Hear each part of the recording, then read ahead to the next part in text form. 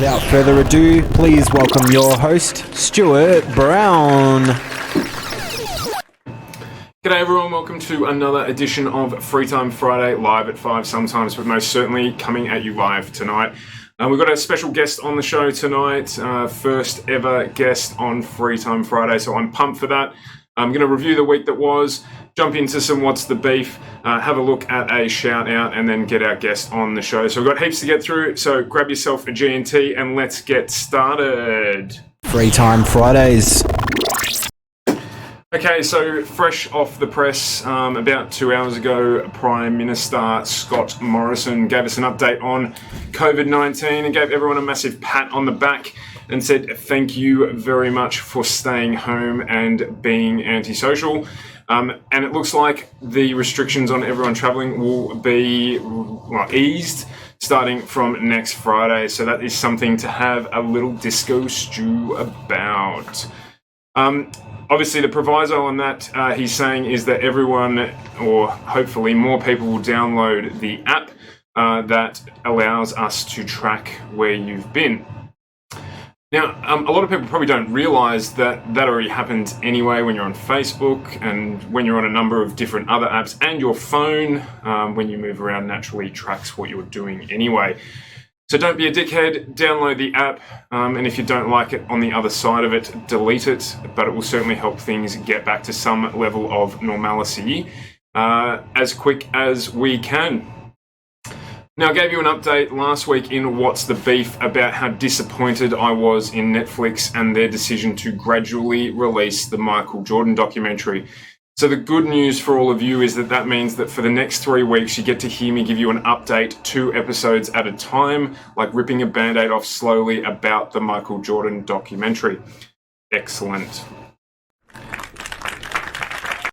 So in this week's episodes, we got an update on the coach, and we got to look at Dennis Rodman before Madonna turned him weird.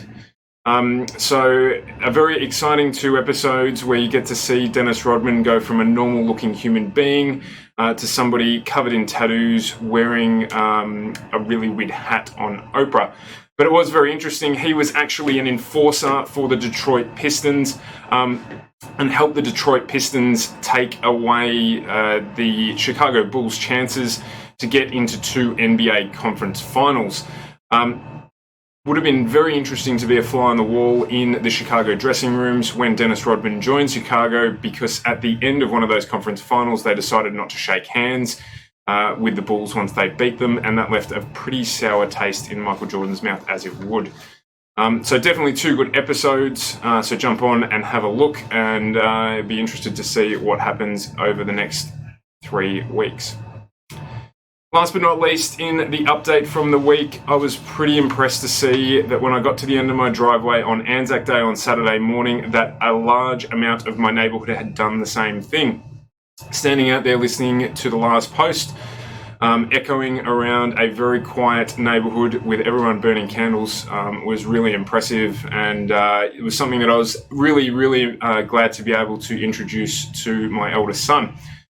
So definitely something to stay, and again, out of all the negativity, a positive thing where we couldn't get together and commemorate those people who sacrificed or made the ultimate sacrifice to give us our freedom and allow us to bring you this show every week. So let's keep that going. Well done to everyone who participated. So next we're going to roll straight into What's the Beef? What's the beef? So it was a really slow news week this week, and I was really glad that I managed to find this piece of information. Apparently, Oprah Winfrey struggles to put her Doona cover on. No shit. That's because the Doona covers are assholes, and everyone struggles with it. I would be really surprised equally if Oprah Winfrey actually puts her own Doona cover on. So it's amazing that it's a news story somehow that she struggles to do it. The Friday Shout. So each and every week we bring you a shout out, and what we try to do here is to promote a local business who might be struggling a little bit, who does a really great job, and particularly in this case we've seen businesses struggling as a result of the COVID-19 outbreak. So this week, or in the last few weeks, we've been focusing on the restaurant industry, and this ties in really well with our next guest. And tonight is no different. So we're looking at the Blue Olive Greek Garden, the Blue Olive Greek Kitchen in Berwick at Park Hill Plaza. They make souvlakis, bit of lamb gyros, which is always yum, and you can get food from them via Uber Eats. So as we always say and have been saying for the last 6 episodes, no different in this episode, do yourself a favor, take the night off and order something from a local takeaway place. They will thank you. And they will certainly get more out of it than you will. So that brings us to the next part of the show. Normally here we would be opening basketball cards, but Australia Post are underwater like most of the state is. And we were fortunate enough to be able to get Katrina Higham, my sister, on the show to have a chat with us about the Restaurant and Catering Association, as well as her passion for Astro Boy. Some refer to me simply as Katrina's brother. They're right, but it's great that I'm able to bring her on as the first guest of our show, and it's something that I'll talk about when this show goes global. So, without further ado... Welcome to the show. Welcome to the show, Katrina. Thanks for joining us. You can only just hear us there. How's that? Is that better? Got the audio there? Yes, I do. All right. Welcome to the show. Thanks for joining us. Obviously, far more formal than we would normally introduce ourselves to one another, but you have to keep these things professional. So tell us a little bit about yourself. Give us your comic book one for those of us who don't know you as well as I do. Yeah, sure. I mean, I can hardly hear you, but I'm sure that you're just asking me to talk about myself, which I'm more than happy to do. Thank you so much for having me. And I think that you turned around and said, obviously, we're brother and sister. I am the older one of the two of us. Let's just say that there. So hi, my name is Katrina Higham. I am the head of training and education at Restaurant and Catering Association, which is pretty exciting. I absolutely love my job. My background is hospitality. I'm a chef by trade. I was trained in Melbourne, so Melbourne, not born and bred, but certainly Melbourne trained, working at some amazing Italian European restaurants around the state.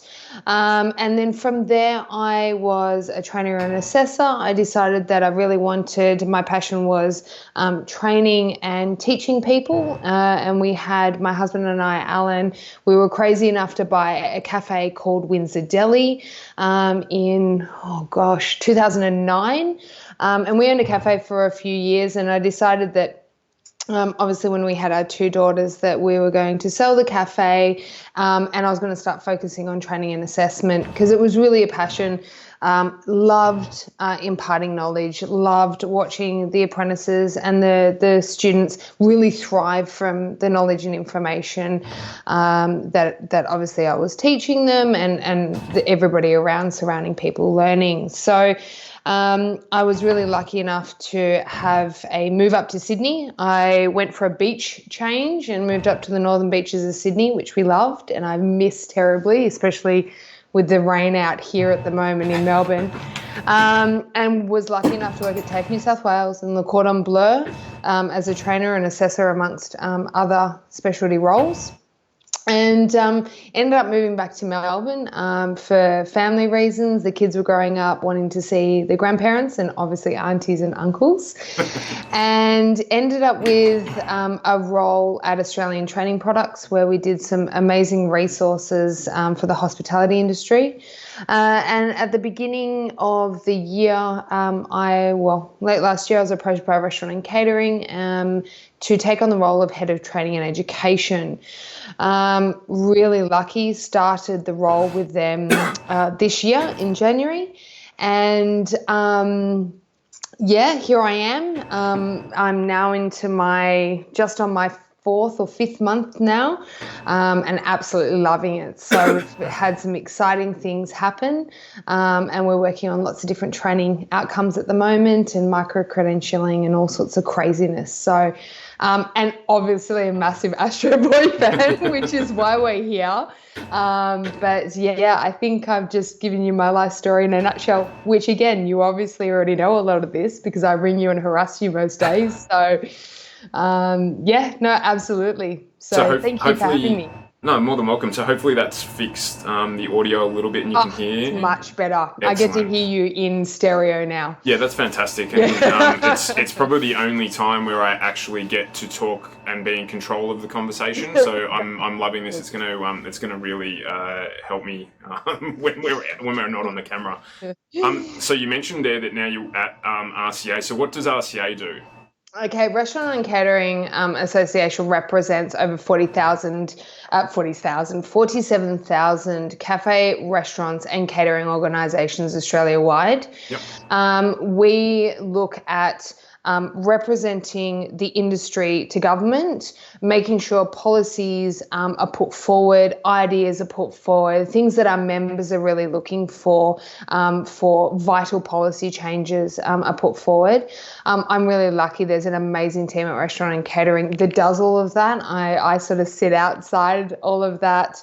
But as part of Restaurant and Catering, we represent our members. They ask us to talk to government about wages or at the moment coronavirus and when we can get back into being back in business and really putting forward obviously our thoughts on JobKeeper and JobSeeker and supporting industries. So Wes, Belinda and Tom, hello, they do an amazing job. They absolutely do. And the rest of the team at Restaurant and Catering, it's not just one, there's quite a few of us working away in the back. This is often the case here.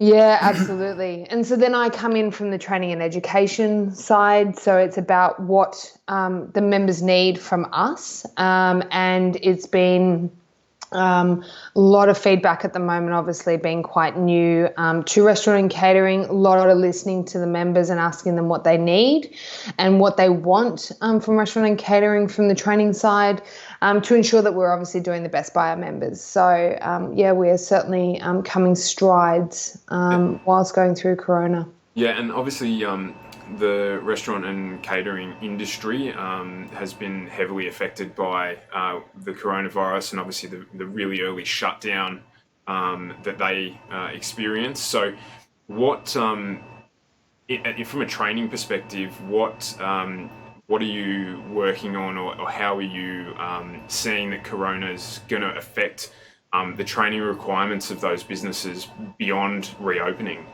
I think the biggest thing that we're working on at the moment, and Wes was on Sky News yesterday talking about it, and obviously Michaela Cash was talking about it today, is what happens after this and what are we going to have to do and the best practices that we have to put in to ensure that people are still maintaining social distancing, they're still doing all the things that they need to in a safer environment to prevent, obviously, the spread of corona. So what sanitization, how are we cleaning the equipment, what are the staff doing every single day? So we're working towards a best practice guide at the moment, which is obviously where the training and education comes in.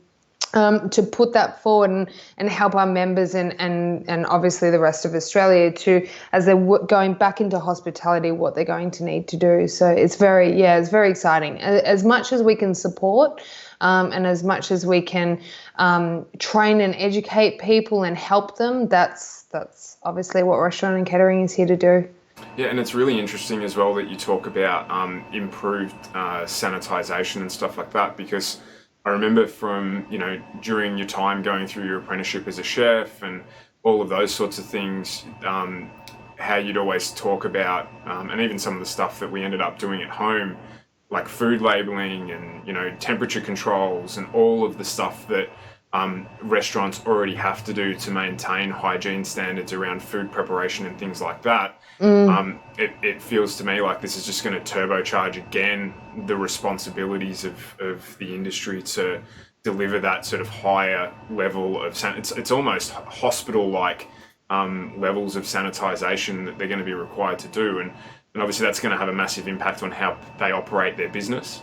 I think that if people are smart and they take care, and obviously they do the things that we're all being told to do at the moment, and washing your hands and sneezing into your arm and coughing into your elbow and doing those things that hospitality, we actually innately do a lot of that stuff. And as chefs, you certainly don't cough openly over food. I mean, you obviously put straight into your elbow, and I mean, I think it's just about reiterating that knowledge and reiterating the training that we already have, and just continually solidifying that by going, okay, remember to do this, remember to check your temperatures extra, remember to make sure you sanitize all your equipment, make sure that those guidelines are there. And I think that's part of what we're doing with restaurant and catering is that we're putting together these guidelines, not that you don't already know, but it's a really good reminder to say, hey, listen, remember when we obviously learnt it at school, and we learnt it with food safety supervisor courses, and we learnt it again when our employees didn't. We maintain it in our food safety plans every day, is that this course that restaurant and catering are putting forward is that remember these guidelines. Remember, this is what we do with COVID. This is what we have to do now going back into business to ensure that we're preventing the spread. We're looking after our staff and employees and employers, and we're looking after the customers. I mean, this has to be it takes a village. It still takes a village now to run hospitality. It takes a village with the employers and the employees and the customers. We all have to work together so that we can go down and get our best coffee, and go down to the local shop and get fresh made bread, and sit at the cafe and meet with our friends. This takes a village to solve the problem and keep preventing. Yeah, absolutely. So in terms of the industry changes, other than that, outside of that, how do you see, I saw recently that Restaurant and Catering had put together a deal with Uber in terms of delivery and the costs associated with that. How do you see that changing? Because there's been a lot of press about Uber and the impact of that business on the business model and profit levels of restaurants and of food shops in general. How do you see, hopefully, that changing, that dynamic going into the future? I think it's hard for me to say it because it's not on the training and education side, but what I can say is that businesses have a choice when they come on to Uber, what they do. And Restaurant and Catering worked really hard with Uber to bring the percentage down, to sign up new members, to look after them while they're going through it. And it is up to the choice of the business owner whether they sign up to the Deliveroos, to the Ubers. People may sign up to the Uber through this particular period to work out whether it works for them. I mean, that's the great thing about it, is that they can test it with the market at the moment, see if it works for them in business. And if it doesn't work for them, they obviously have that choice. They have Deliveroo. We have so many of these Menulog, so many of these platforms that they can work with. It can be a really good support for the business, and they really need to look at their own options to work out it is not best fit for all, it is best fit for each individual business. Yeah, and I think that probably out of it as well, a lot of businesses will recognise the fact that they're omni-channel, and it will probably, as you say, like, it will help them rapidly introduce, even if they are only temporarily on these platforms, it will help them rapidly introduce another aspect to their business that they may have either been resisting or may have thought was, a passing fad. And it will help them to diversify their revenue streams and probably come out of it with a stronger business, albeit they've obviously gone through a lot of pain to get there with the close down and forced closure of those businesses. So no, absolutely. I think with the one that you did the shout out, and thank you for giving a shout out to Blue Olive. Like a perfect example. I went on to Uber, and Alan and I were trying to work out what we were going to eat for dinner, and it had been a long day, so we ended up ordering. And Went on to Uber, found Blue Olive, and I actually then jumped on their website because I was like, well, if they're on Uber, they must be on obviously on their own website. So I went onto the landing page and it says order through Uber. So you're like, okay, well, maybe that's because they might not have delivery drivers, they might not have all the staffing right now, they might be doing something else with their staffing levels. So you do what the business is requesting. But what I did instead at the other end is that I took a photo of the beautiful little label that they'd put up saying, thank you for supporting small business. And I put that on my Instagram and Facebook and said, thank you so much. They then personally messaged me and said, thank you so much for sharing. Would you mind doing a review for us? I was like, absolutely no problem. The food was delicious. And so I'm more than happy to support small business in that way that they're asking me to. They're not forcing me to order through Uber or they're creating that channel, that marketing channel that they want. And as an obliging customer, I'm more than happy to help. So, and I think that it's really important. And I think last week you said about our Eat Alone Together hashtag, and Yep. that's what I did. And ate alone together, and I think I called some mates and we all kind of chatted and did that while we were over dinner. But that's what industry needs right now. We just need to support in whatever way we can, like you've been saying for the last 6 weeks. Yeah, and I think there's two really good points there. One is a really good way for people to learn. Contacting somebody who has ordered from you and asking them to post a review, there's nothing wrong with that, and more businesses should do it.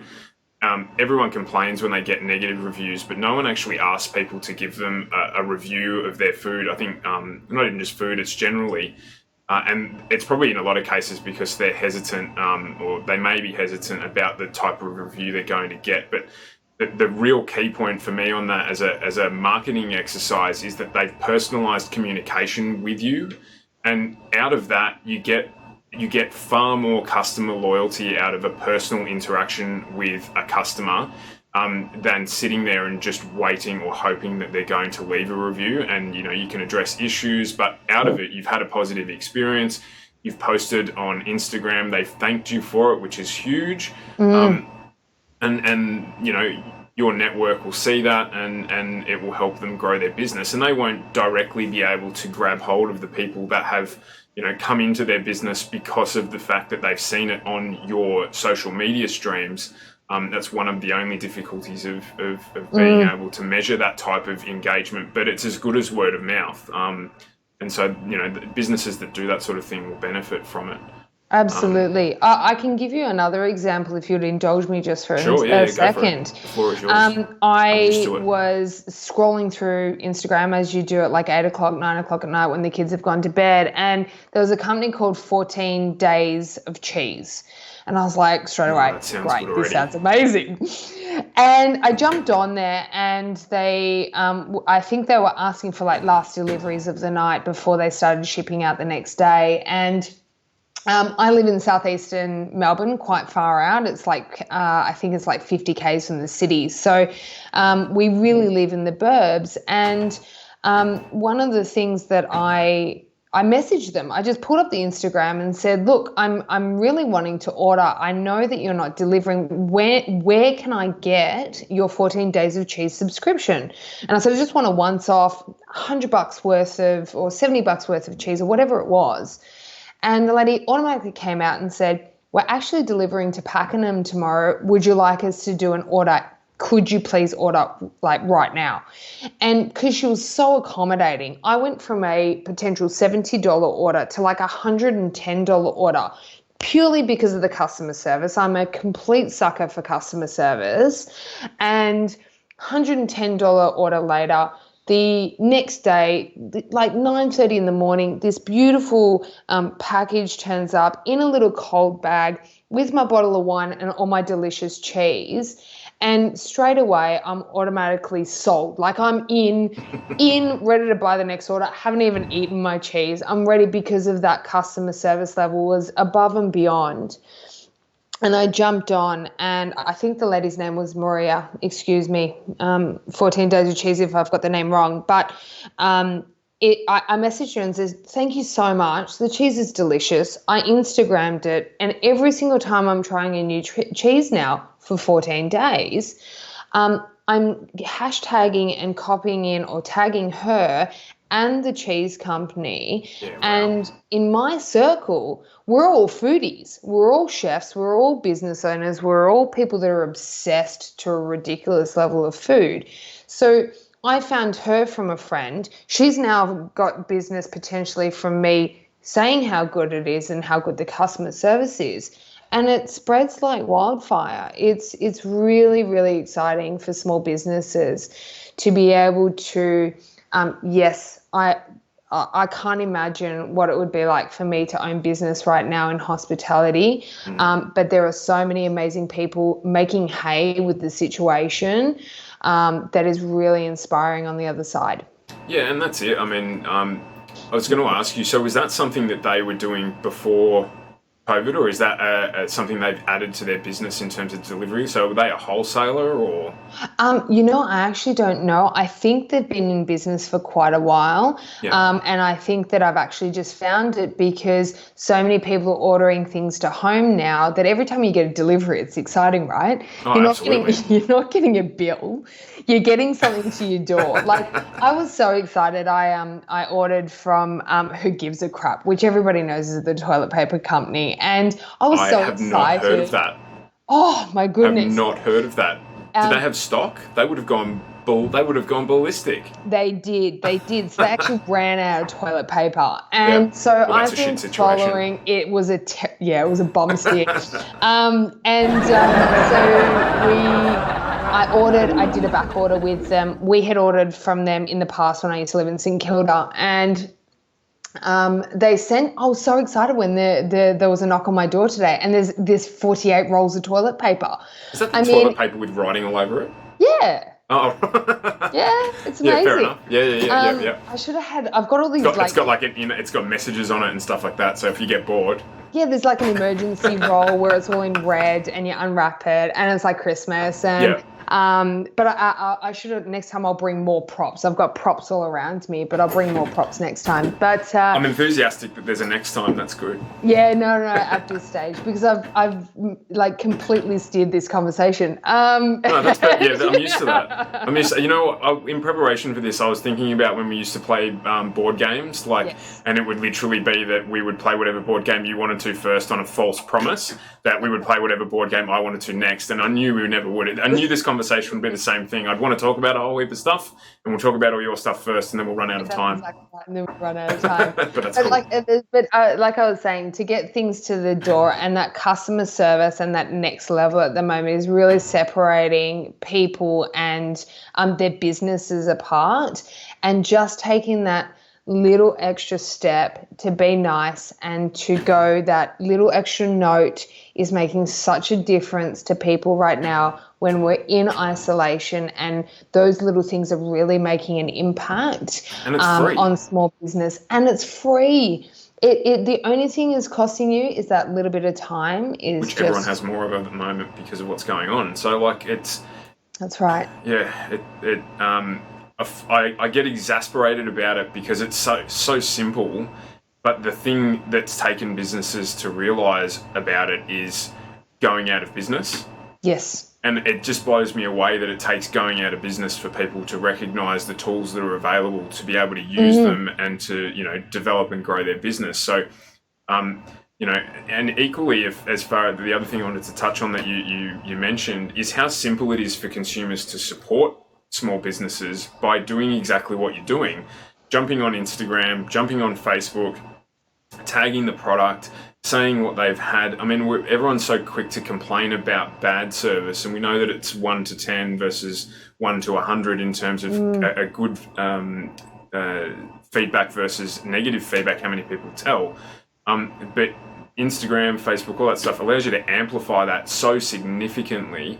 And I'm not a foodie, but I saw what you posted about the 12 days of cheese, and I was interested and tagged Kelly in it and said, "Oh wow, Kel, look at this," because we love cheese. Look at this, we've got to do this. This is awesome, and so it just spreads. And but it's really activating it from the business's side is such a simple thing to do, just by either asking for it or wowing, like doing what they've done for you in terms of delivering that. Yeah, cool, we can get you on the truck, it'll be delivered tomorrow. So you're wowed by it and you spend more. So, your average invoice value goes up, which is obviously good for the business as well. That's right. And you become a big advocate for it. So simple things for people to do. What I wonder, though, is how many of them will continue to do it once things return, back to semi-normal. I think, I mean, obviously, again, speaking a lot to people in the hospitality industry, this is going to change hospitality forever. And this is going to change hospitality in the way that so many people hadn't thought about the takeaway option for their business before.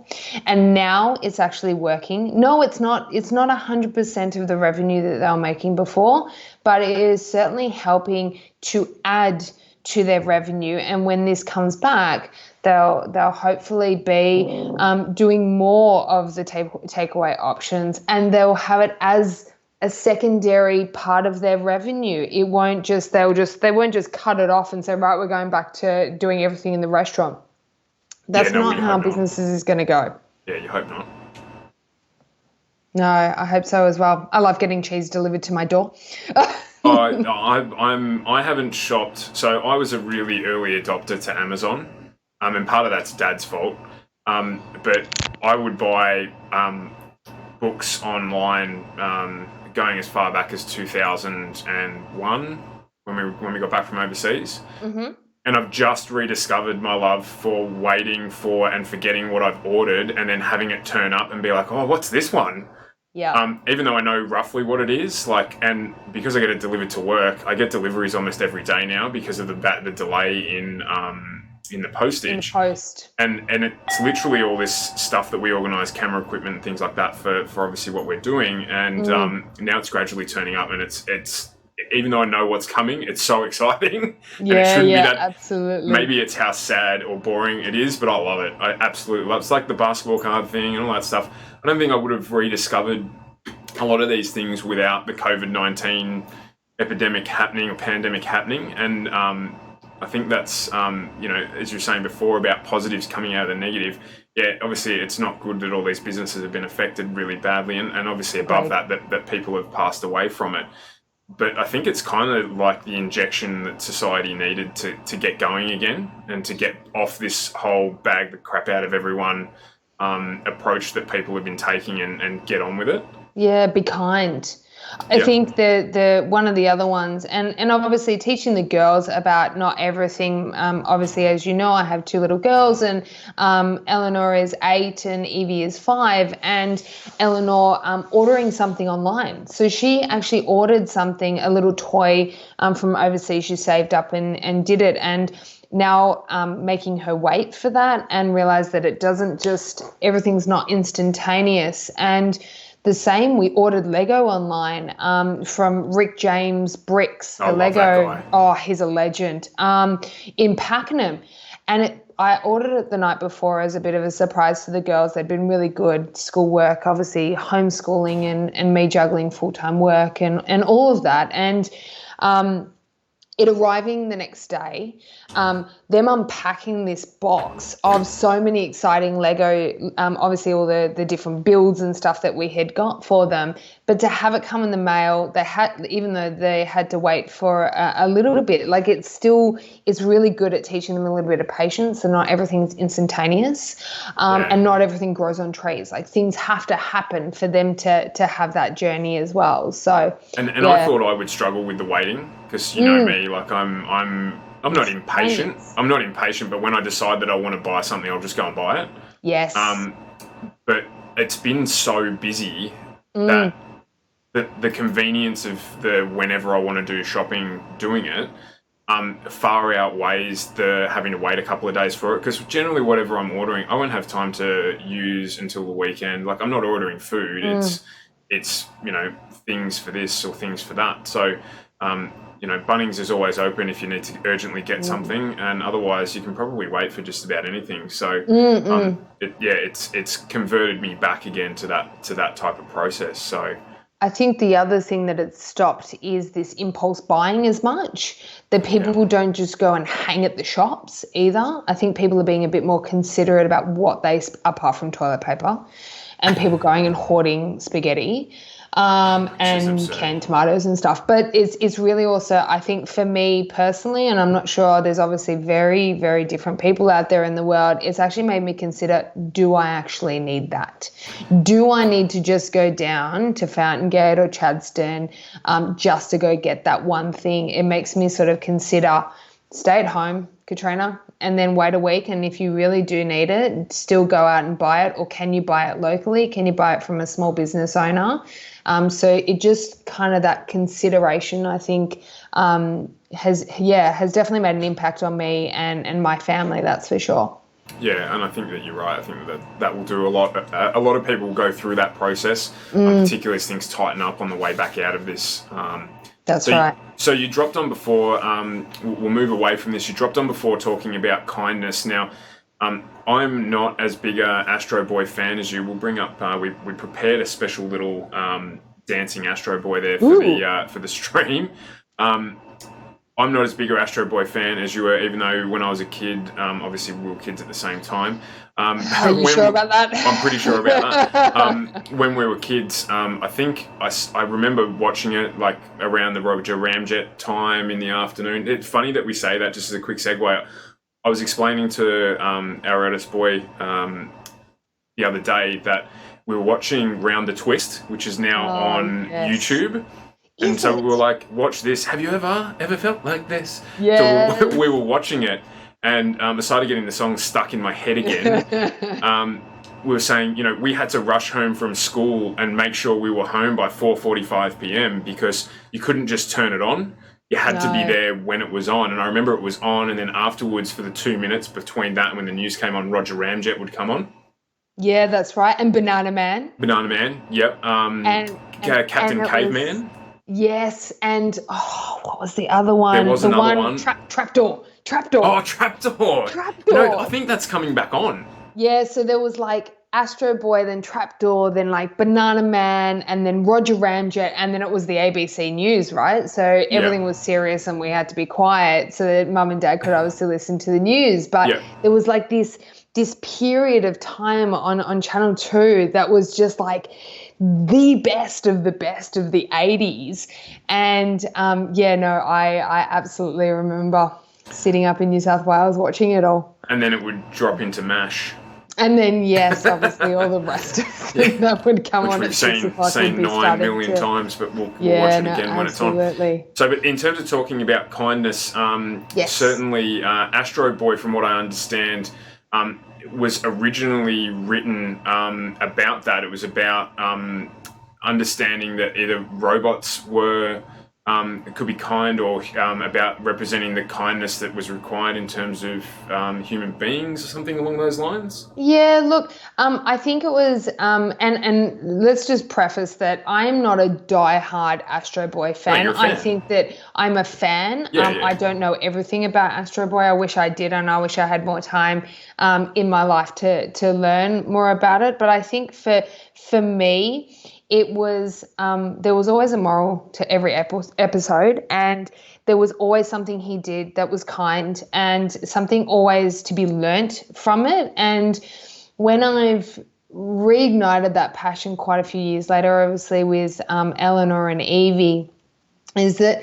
they're watching and you can see the information processing, and you can see the moral of the story, and it's really obvious to me now as a parent and an adult, but you can see the girls sort of processing it as well, saying being kind and being nice and being polite, and no, you're not always saving the world like Astro Boy, and you're not going and fighting all these monster robots and bad people in the world, but there's certainly a moral to the story. And there's so many cartoons now, and there is so many that I actually don't deem appropriate for my children. And I never thought I'd be that parent to say, oh, you can't watch that because it's not appropriate. But there's so many violent cartoons. There's so many. There's no more. There's not really as many Bugs Bunnies anymore, or the Astro Boys, or the Roger Ramjets of the world. They're so different. Yeah, they are. So for the girls to sit and watch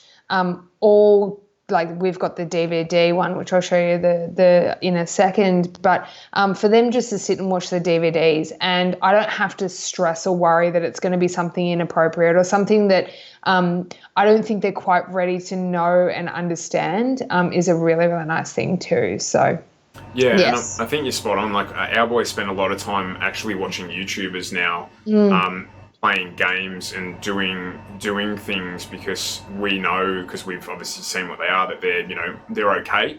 But yeah, a lot of the cartoons are just off stuff that I wouldn't watch anyway, but they're just berserk. A lot of the anime stuff, it's just and even stupid violence. I think it's stupid violence that I look and go, that's not really. What does it add to the cartoon? Yeah, it's nothing really. So you went to Japan. Was it 2 years ago or last year? No, it was. All the years merge into one now. It was 2018, in September 2018. So okay, so So only a year and a half ago. A year and a half ago. God, it's gone quickly. I had always wanted to go to Japan. Obviously, after seeing Astro Boy, understanding as a kid that it came from Japan, understanding that there was a cartoon book, which is obviously manga, this series of books that were all about this robot boy and his sister, because his sister is obviously a robot as well, and this family. I didn't know anything about the sister. Yeah, it was. Is that new? No. She's in, like, I don't know. God, it'd be like episode 4 or 5 or something. And he ends up wanting a sister, and they unpack the sister out of the box and whatever. But so the fascination. Yeah, no, I'm going to have to send you the DVDs. I have a completely different vision in my mind of how it all started, but that's fine. Anyway, go on. So, but I got obsessed with wanting to go to Japan, and obviously the session, obviously, with the food, the Japanese food and the culture and everything was a really big thing. So when Alan and I started planning, I said, I really want to go and see some shops with Astro Boy. I think that's the only reason we're really going to Japan, and eating those delicious okonomiyaki. I hope I've pronounced that properly. The delicious pancakes made of cabbage and Japanese mayo and egg, and they're so good. That sounds good. and eating lots of sake, and obviously eating lots of sushi and sashimi. Yep. So we start planning, and then I'm doing my research, and I'm looking and trying to find, obviously, all the 80s stuff. I'm not interested in the new movie that was done in like 2009. I'm interested in old school 80s, potentially finding some books or magazines along the way. And I find out that there is a thing called Astro Boy Station. Now, it's not actually called Astro Boy Station. The name of the station is, now excuse again my terrible pronunciations, I think it's pronounced Takadanobaba Station. And it's near I know, terrible, Tokyo's Shinjuku ward. So they're all in different little provinces and wards. So the entire trip becomes around just going to Astro Boy Station. And so my poor husband, God, he's the most patient man in the world. He is. The entire trip gets based around going to this Astro Boy Station, because I hear this rumor that when the station doors open of the train, the Astro Boy theme song plays. And so that sounds like something that should happen in Japan, if it's going to happen anywhere. If it's going to happen anywhere, right? And so then I obviously find out there's this like Hello Kitty train, like entire train made of like Hello Kitty stuff, and I'm hoping that there's going to be like an Astro Boy version of that. So we go on this massive trip. We've gone to Shibuya the night before, and then we go to this station the next day. And Alan's got a video of me, and I'm too embarrassed to even show you. I don't think I'd have to find him and get him to send it to you. There is me. So we get off the train, and I miss the start of the song because I'm just too excited about being there. and the train doors open, and Alan's got me on video listening to the Astro Boy theme song. The biggest smile on my face. I'm so excited. I'm actually embarrassing myself as being so overwhelmed with the entire thing. It was amazing. And like I said, I'm not diehard Astro Boy, know every person he fought in the thing, and I don't know every episode, but it was so amazing to stand at this station that had been become such an iconic thing from playing the Astro Boy theme song, that you then start walking around the particular little village or province. I'm not exactly sure how it's segregated, but there's little relics of Astro Boy. There's a little picture on a light post, and then you go underneath the station and there's this entire huge mural of not just Astro Boy, but all the anime that this particular company had come up with, which is the Tezuka Productions, and they had all the different characters that he'd come up with over the decades. Yeah. And it was just so nice, and it was so sweet, and it was so cute. You had a fangirl moment. I did, and I have fangirl moments. I've said to you today when we were prepping for this and we had a brief chat, I was like, I get excited over anything that I get really passionate about. You can tell I start flapping and getting really excited. But yeah, but that's anyone though. It was really nice. And one of the questions you asked me before was what's your favorite episode? And mine's actually episode 1. Yeah. Where you just get the story, and you get the concept, and you can see that he's having his own challenges, and it's a cartoon, for Christ's sake. I mean, it's really, really sweet. But I brought some stuff. I was going to say, I heard you say before that you brought some stuff in. So what have you got to show us? So there's a couple of things with Astro Boy, and obviously I've been watching your episodes every week and about what's a good Astro Boy and what's a bad one. And I went all the way to Japan, obviously, and we went to these dingy little shops and found things in the corner to make sure that I got some stuff that looks like Astro Boy. You can have things that look. I can show you this. This is a patch. Yep. That I found. I actually found this in Western Australia. So this is after I came back from Japan. But you can tell because his eyes are nice and oval. Yeah. And they're not. So this is one that kind of looks as well. Oh, you might see that. So you can tell by the way he looks, and you can tell there's a little symbol down the bottom that says the Tezuka Productions, and you can tell it's an Astro Boy cartoon, and the way that his eyes are. But yeah, because I remember hearing, excuse me, I know that they did a relaunch of it, and I remember hearing that there's a way in terms of fake Astro Boy stuff. A lot of the fake stuff doesn't have both peaks of his hair on it. Yeah.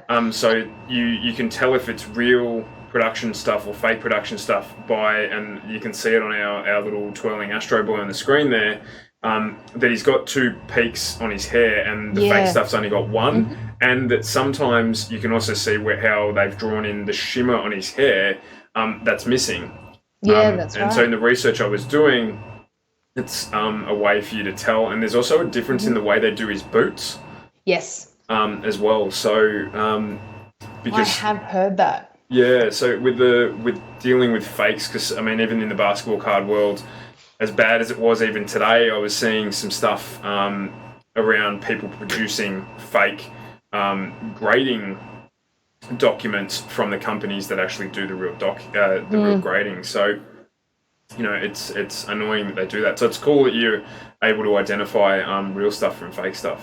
I think one of the things, again, like I said, we went into these 3 flights downstairs into these little places, and in the back corner there was a small selection of Astro Boy stuff. Is it like Melbourne? Sorry to interrupt, I haven't been to Japan. Is it like Melbourne, like how we've got all the cool alleyways for coffee and stuff like that? You find all this cool stuff, places to eat and that in the middle of nowhere. Has it got all these cool little shops? It just does. down aisles and stuff like that. And these little anime shops out of nowhere, I had to do so much research, obviously going to foreign country, trying to find these places that they're all in these little back alleyways and down these stairs and in the middle, like, honestly, you'd blink and you miss them because the place is so filled with so much massive, amazing technology that to really pull yourself back and try to find something from the 80s.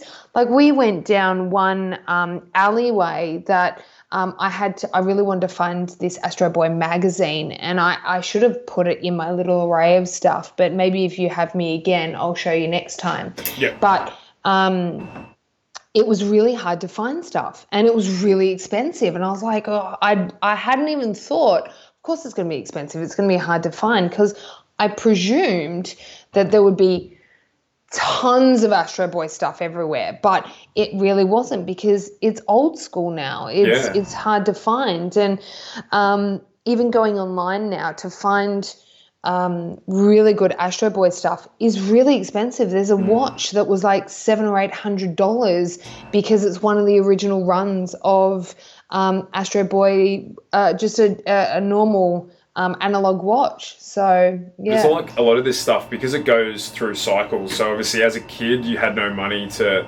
buy these things and all that sort of stuff, but now you're an adult, there's other adults like you that want the same thing.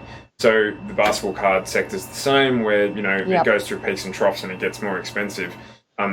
The basketball card stuff was mass produced, so there's a little bit more of it than probably the Astro Boy stuff. But yeah, I mean, there's no surprise that it's got more expensive because they're harder to find and people want them.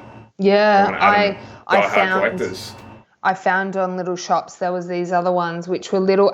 You got a box and you didn't know what was inside, so you could end up with 2 Astro Boys or 5 other things, or all different characters. And I ended up getting, can you see that in the thing? Yeah, I can there. I got one of each. I got Astro Boy and his sister.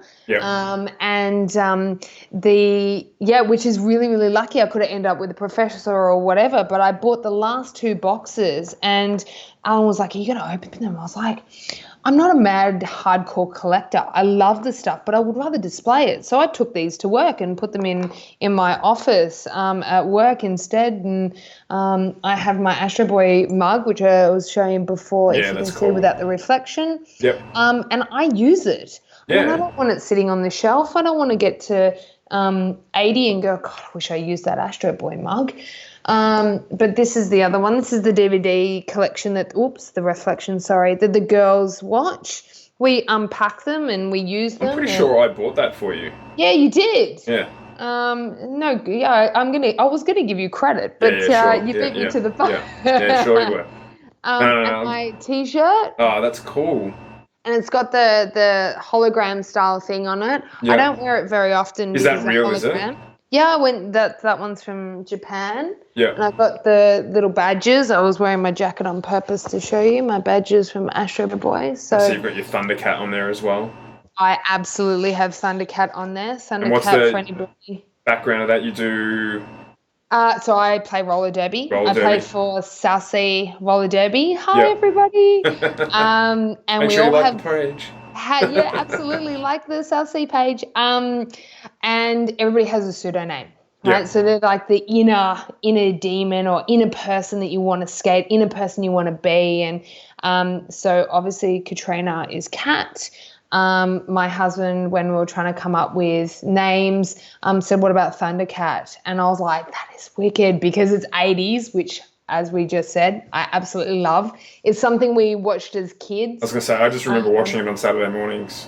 Yeah, absolutely, Saturday mornings. And or with Agro's Cartoon Connection, maybe it was Saturday mornings after Agro. Anyway, so it ended up being Thundercat and finding the stickers. And again, this collection sort of starts growing of Thundercat paraphernalia. So, yeah, very exciting. Oh, that's cool. So I think that's about it for us for today. So amazing. Thank you very much for coming on. I know you didn't really have a choice, but seriously, thank you for coming on and shooting the breeze with us, particularly about all things restaurant and catering Australia. as well as Astro Boy. It was cool to talk with you about that as well, because it brings back a lot of stuff from when I was a kid, which is awesome. I know. So, but we will get you back on the show. We might get you back on the show at another milestone episode, maybe show 50 or something like that. And maybe you can show us what you've added to